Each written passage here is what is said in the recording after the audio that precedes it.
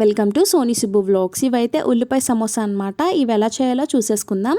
First మనం ఉల్లిపాయని, క్యారెట్ని, బంగాళదుంపలు నేనైతే ఇవే తీసుకున్నాను. మీకు నచ్చితే బీట్రూట్ ఇలాంటివి కూడా వేసుకోవచ్చు, పుదీనా కూడా వేసుకోవచ్చు. అవన్నీ కట్ చేసుకొని చిన్న చిన్న పీసెస్ కింద కట్ చేసుకొని ఒక 1 అవర్ అయితే ఫ్యాన్ కింద ఆరబెట్టుకోవాలన్నమాట. ఇప్పుడు మనం షీట్స్ కోసం మైదా పిండిని అయితే తీసుకుందాము. కొంచెం పిండి తీసుకొని దాంట్లో తగినంత సాల్ట్ వేసుకొని గోరువెచ్చని నీళ్ళతో కలుపుకోండి.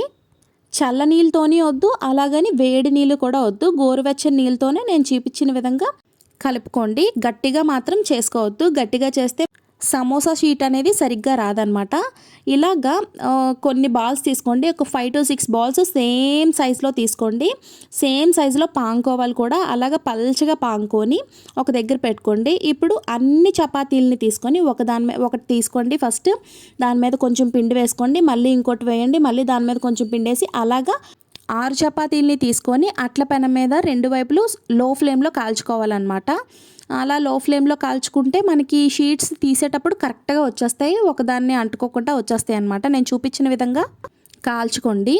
మళ్ళీ చెప్తాను, అది లో ఫ్లేమ్లోనే కాల్చుకోవాలన్నమాట.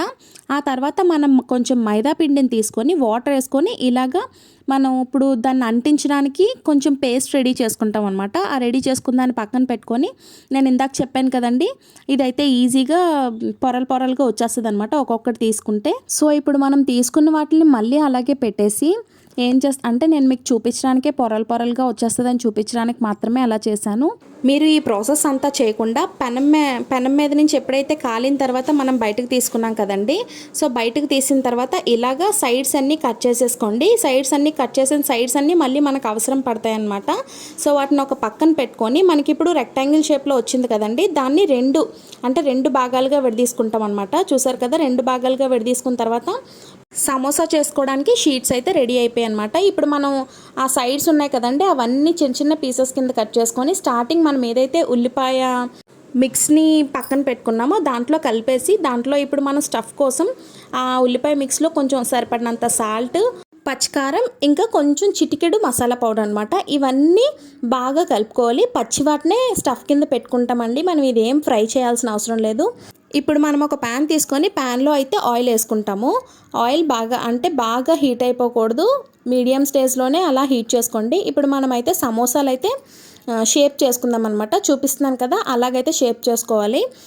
ఆ రెక్టాంగిల్ షేప్లో ఉన్న షీట్ని అయితే తీసుకొని ఇలాగా చుట్టుకొని సమోసా షేప్లో చుట్టుకొని దాంట్లో స్టఫ్ పెట్టి అయితే దాన్ని ఇందాక మనం ఏదైతే పేస్ట్ చేసుకున్నామో ఆ పేస్ట్తోనైతే క్లోజ్ చేసేయాలన్నమాట. పేస్ట్ పెట్టి అప్పుడు మనకి సమోసా లోపల ఉన్న ఉల్లిపాయ అది ఆయిల్లోకి అయితే లీక్ అవ్వకుండా ఉంటుందండి. చూపించాను కదా, చూపించినవన్నీ అలా సమోసా షేప్లో చేసుకొని ఫ్రై చేసేసుకోవాలి. లో టు మీడియం ఫ్లేమ్లో పెట్టుకొని మాత్రమే ఫ్రై చేసుకోవాలి. వీలైతే లో ఫ్లేమ్లో పెట్టుకొని కూడా ఫ్రై చేసుకోవచ్చు, కానీ హై ఫ్లేమ్లో మాత్రం అస్సలు ఫ్రై చేయొద్దండి. హై ఫ్లేమ్లో ఫ్రై చేస్తే మనకి సమోసా అనేది బయటంతా మాడిపోయి లోపల ఉల్లిపాయలు ఇంకా ఏదైతే మనం వెజిటేబుల్స్ వేసుకున్నామో అవేమీ వేగవన్నమాట. సో లో ఫ్లేమ్లోనే చూపించిన విధంగా ఫ్రై చేసుకోండి. చూసారు కదా, నా సమోసాలు అయితే రెడీ అయిపోతున్నాయి. ఇంకా వీడియోని చూస్తూ లైక్ చేయకపోతే please do like, share and subscribe. ఇంకా నాకు ఎవరైతే సపోర్ట్ చేస్తున్నారో వాళ్ళందరికీ చాలా చాలా థ్యాంక్స్ అండి. మీరు కూడా ఈ సమోసాను అయితే ట్రై చేసి ఎలా వచ్చాయో కామెంట్ సెక్షన్లో కామెంట్ చేయండి. ఇంకా మీలో ఎవరికి ఇలాంటి ఆనియన్ సమోసా అంటే ఇష్టమో కామెంట్ సెక్షన్లో చెప్పండి. ఇప్పుడు మనం చేసుకున్న సమోసాలన్నీ కూడా ఇలాగే లో ఫ్లేమ్ టు మీడియం ఫ్లేమ్లో పెట్టుకొని ఫ్రై చేసేసుకోవాలన్నమాట. జనరల్గా మనం బయట ఇలాంటి సమోసాలు, ఆయిల్ ఫుడ్స్ ఏమైనా తినడానికి చాలా భయపడతాం, ఎందుకంటే వాళ్ళు ఏం ఆయిల్స్ వాడతారో ఎలాంటి పిండిలు వాడతారో తెలియక.